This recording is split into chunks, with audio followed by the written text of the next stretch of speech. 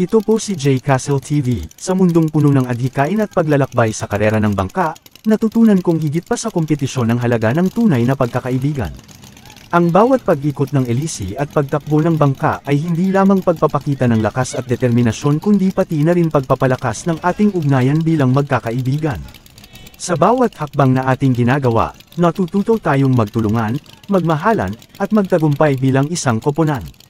Ang bawat hakbang at tagumpay na ating nakakamit ay hindi lamang para sa atin kundi para sa bawat kaibigan na nagbibigay inspirasyon at lakas sa ating bawat pagtahak.